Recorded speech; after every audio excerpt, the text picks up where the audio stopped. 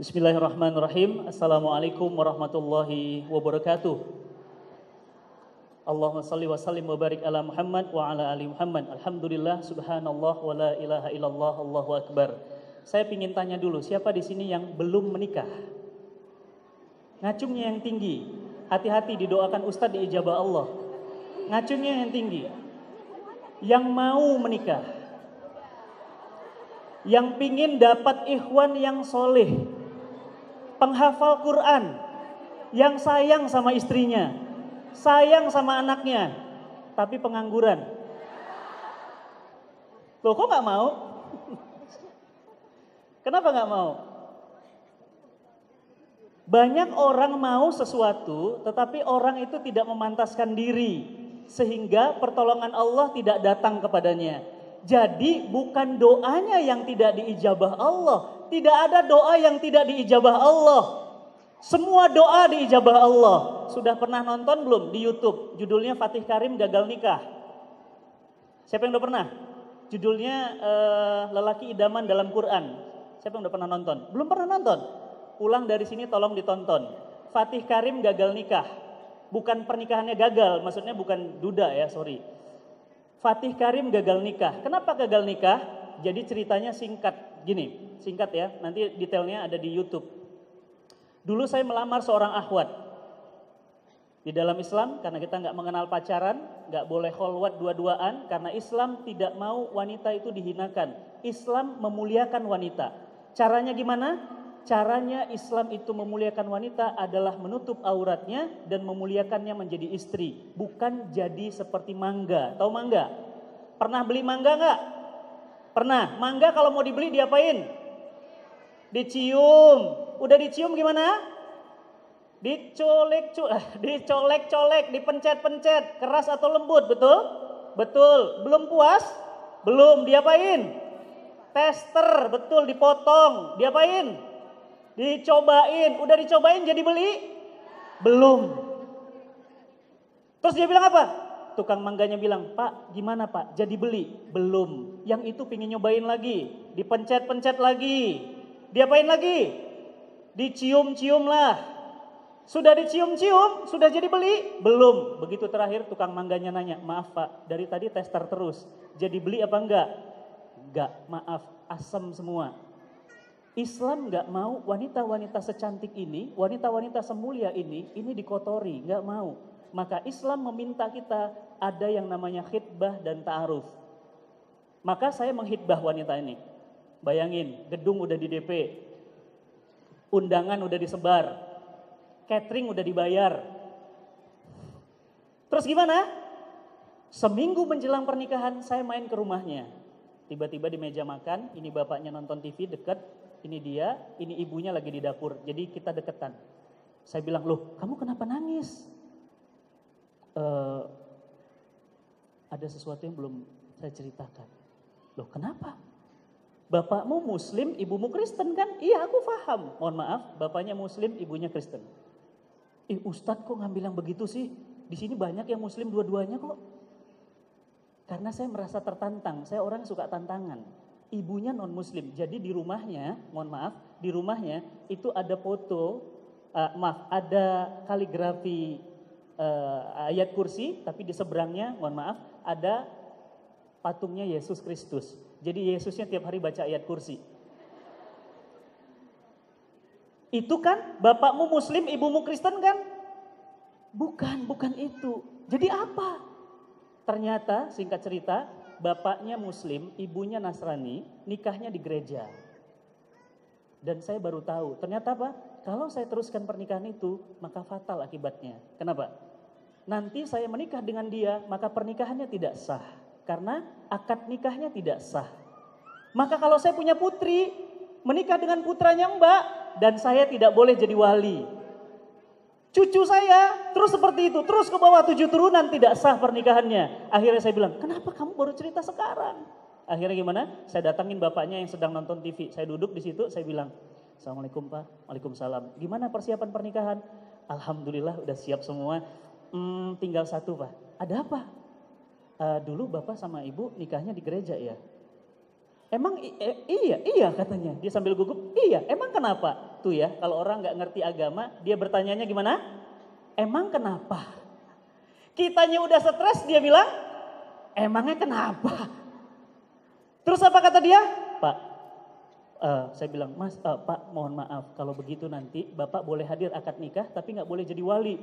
Masya Allah Mbak, itu yang namanya meja, dia berdiri langsung, der! Dia berdiri dan dia bilang apa? Keluar kamu. Kalau kamu mau menikah dengan putri saya walinya. Kalau tidak, keluar. Orang yang ngaji, orang yang punya keimanan, orang yang yakin rizki dan jodoh di tangan Allah, apa yang saya katakan?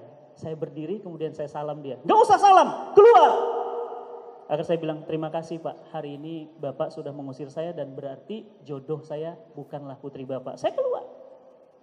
Begitu saya keluar, saya naik bis, kemudian perempuannya, calon istri saya waktu itu, kemudian lari dan dia bilang, Mas sebentar, ya kayak film India gitu deh.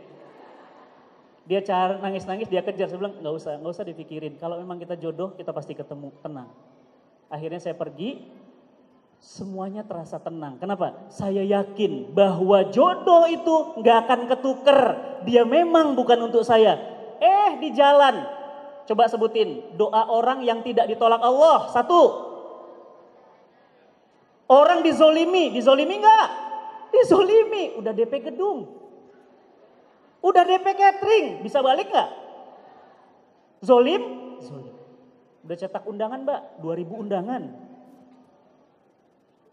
Kemudian apa? Orang yang doanya tidak diijabah, tidak ditolak oleh Allah. Orang safar, saya lagi safar, rumahnya di daerah Jawa. Di bis saya nangis sambil berdoa, ya Allah, terima kasih ya Allah. Engkau sudah tunjukkan siapa sesungguhnya dia dan orang tuanya. Dan engkau tunjukkan pasti kepadaku yang jauh lebih baik dan jauh lebih cantik. Langsung detik itu saya minta, ya Allah, hamba minta kepadamu istri yang lebih cantik darinya. Diijabah gak kira-kira? Diijabah. Istri saya cantik, namanya Ayu Lestari. Betul? Iya, udah Ayu Lestari lagi. Diijabah? Diijabah. Saya bilang lagi apa pada Allah? Ya Allah, hamba minta kepadamu ya Allah, istri yang lebih pintar dari hamba ya Allah, dan lebih pintar dari dia. Kenapa? Karena IPK saya pas-pasan, cuma 2,7, pas-pasan.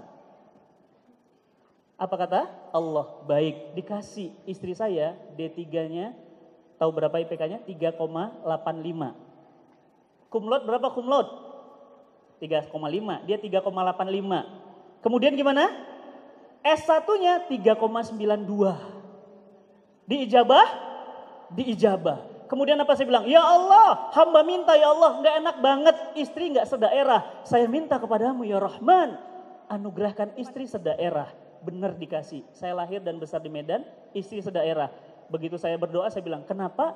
Karena supaya tiketnya murah ya Allah. Coba bayangin kalau cowoknya Sumatera, istrinya Makassar. Repot lebarannya Mbak. Jadi setiap doa kita itu sesungguhnya diijabah oleh Allah, tinggal masalahnya adalah pantas atau tidak.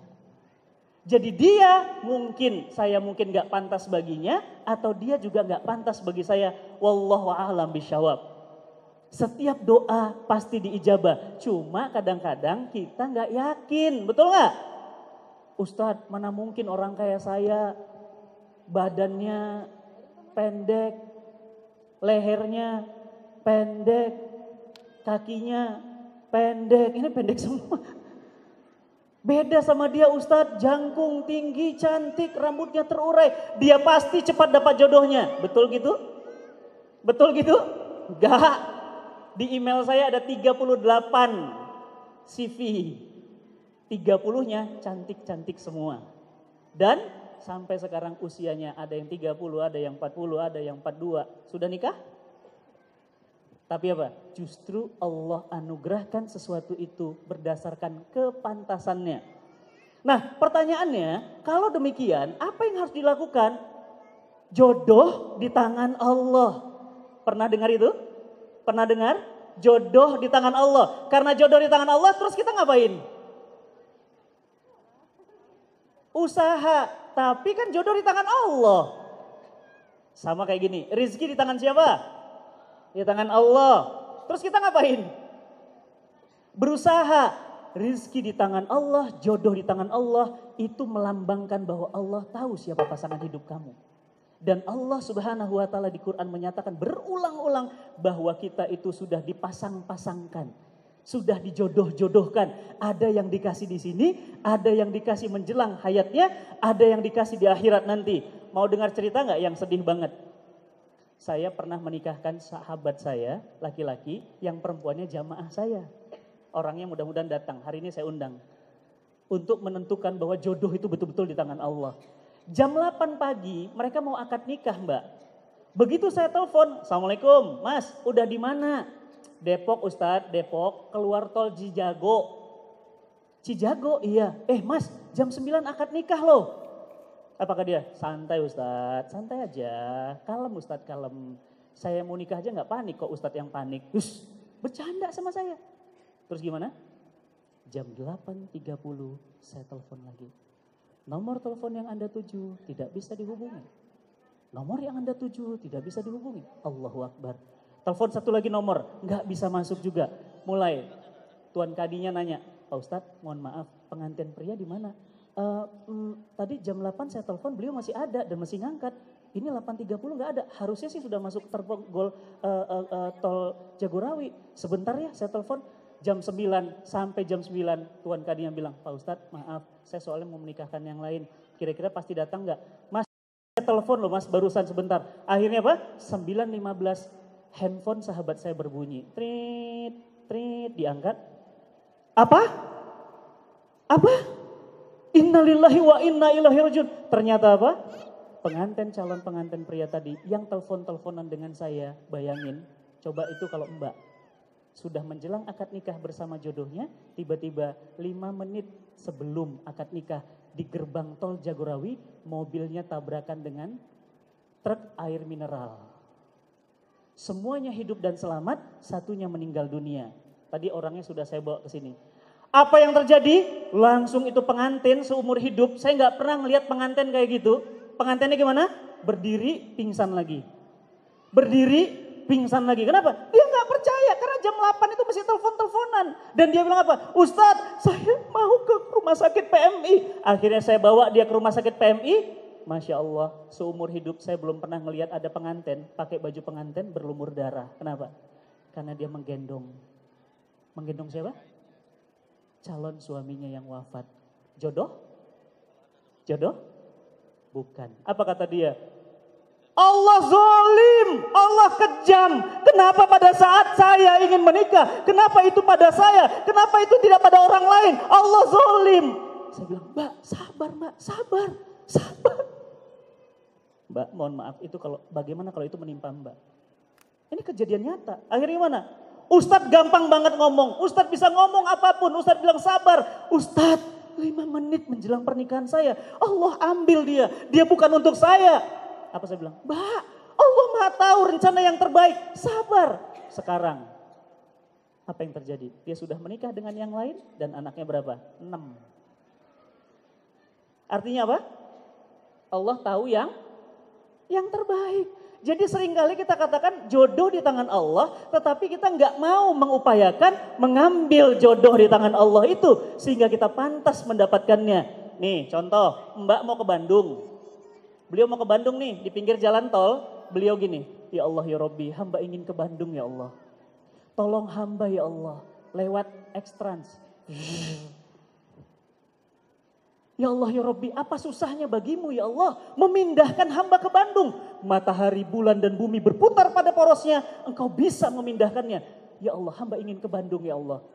Lewat Prima Jasa, Jakarta, Bandung.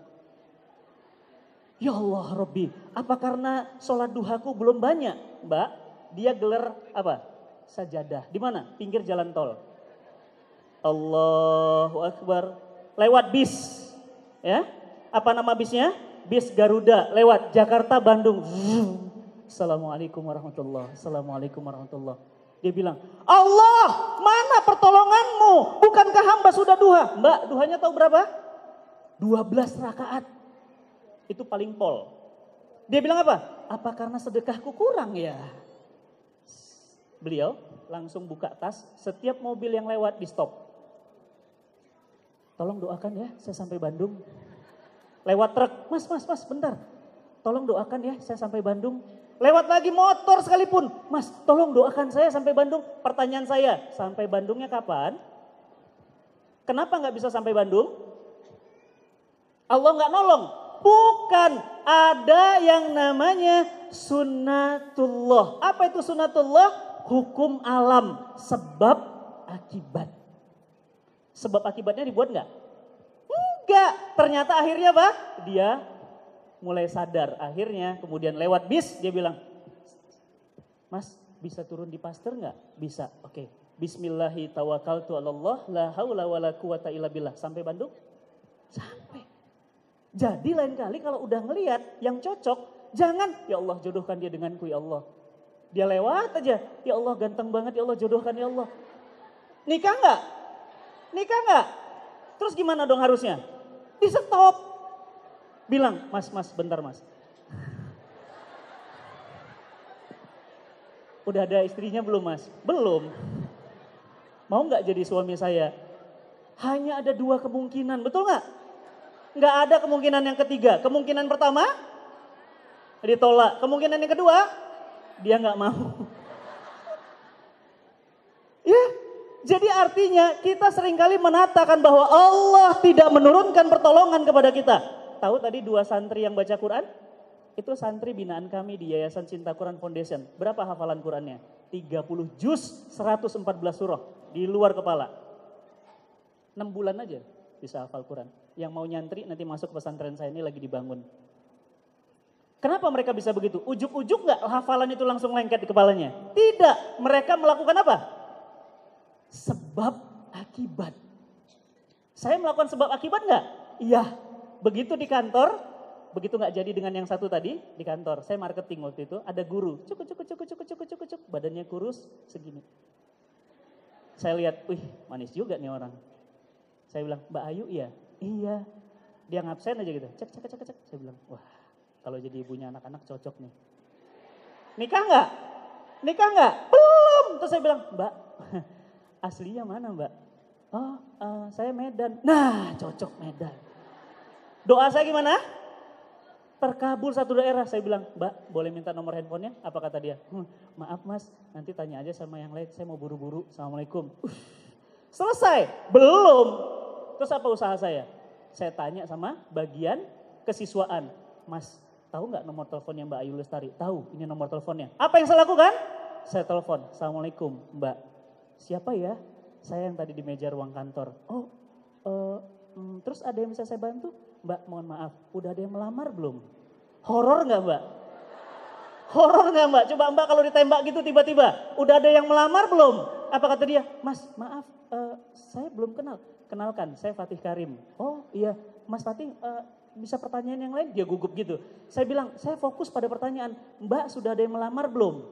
Apa kata dia? Belum sih. Oke. Izinkan saya bertanya, mau nggak jadi ibu dari anak-anak saya?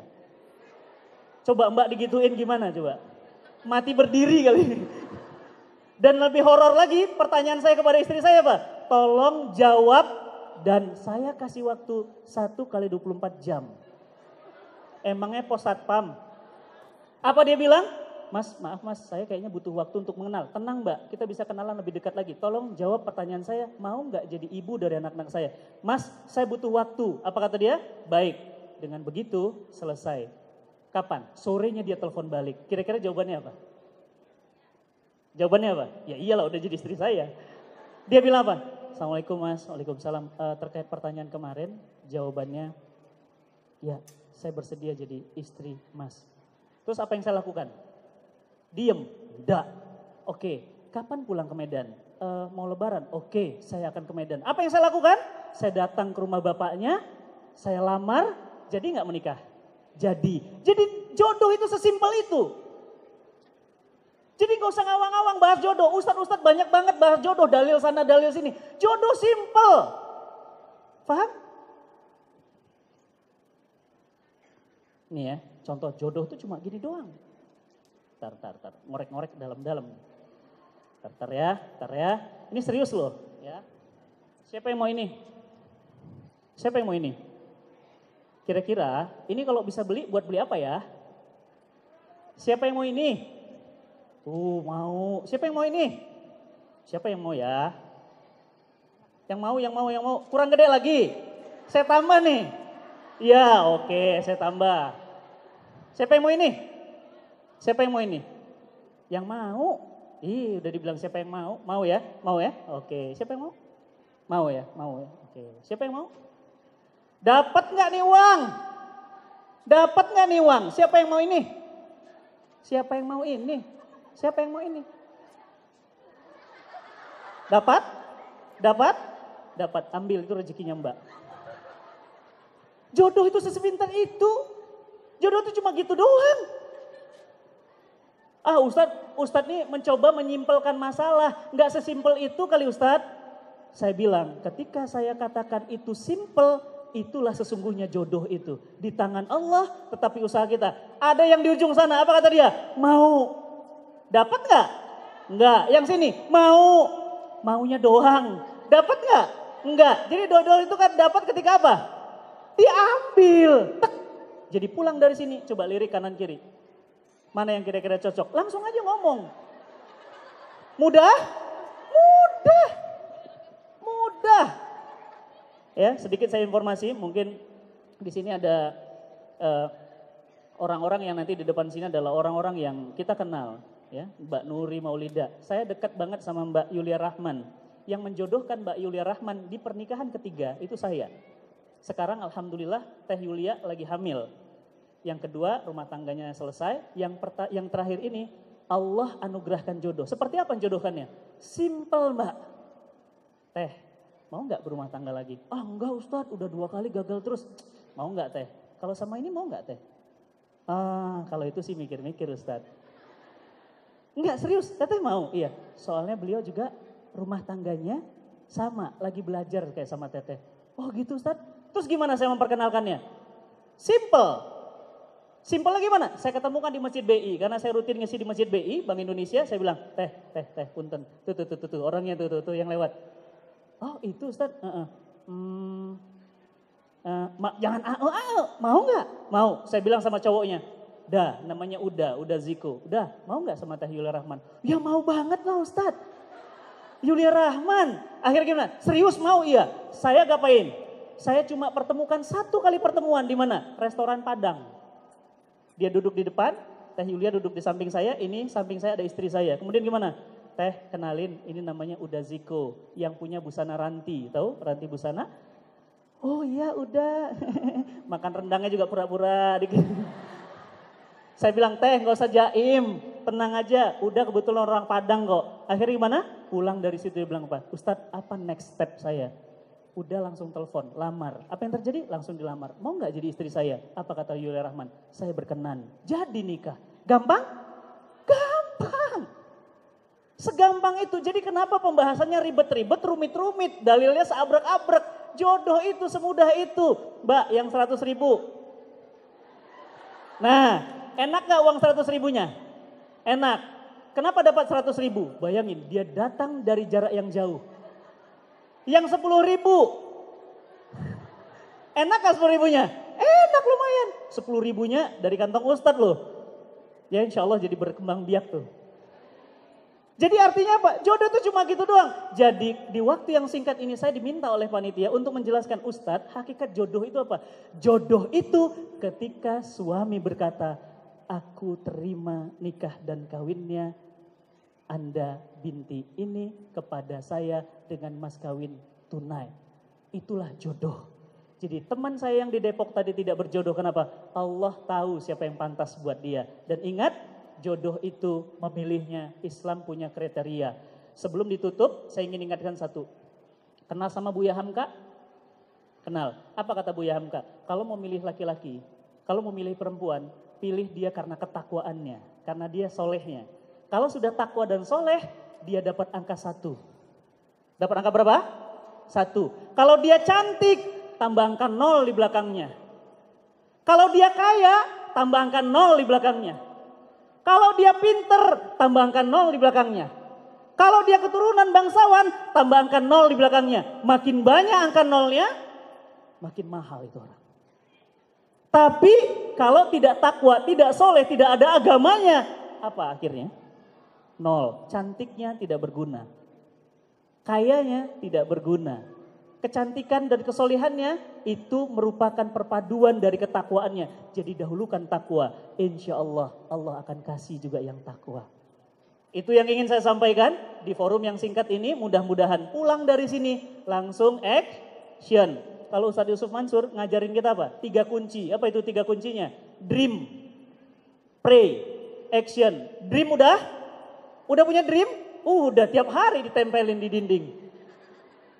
Udah pray? Udah duha. Tadi pada duha. Allah ya Rabbi, jika memang dia jodohku, tempatkan dia di sisiku.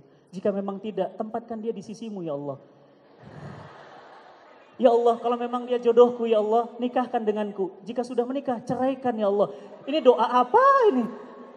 Ya, oleh karena itu gampang kok. Tinggal apa? Take action, pantaskan diri. Maka yang datang akan sesuai dengan kepantasannya. Di akhir, saya ingin ingatkan, ada gula, ada susu, ada kopi. Kopi tempatnya di mana? Kalau kita belanja kopi, kita naruh kopinya di mana? Ya di tempat kopi. Kalau gula, di tempat gula. Yang solihah, Allah akan kirimkan yang solih lagi. Yang belum solihah, Allah pun kirimkan yang setengah-setengah juga. Yang tidak sama sekali, mohon maaf, Allah pun kirim juga sang pembelajar yang akan datang bersama-sama untuk menuju yang lebih soleh. Tidak ada yang sia-sia, tidak ada keburukan, semua datang baik dari Allah dan semua baik dari Allah pasti baik buat kita semua. Wallahu a'lam bishawab. Assalamualaikum warahmatullahi wabarakatuh.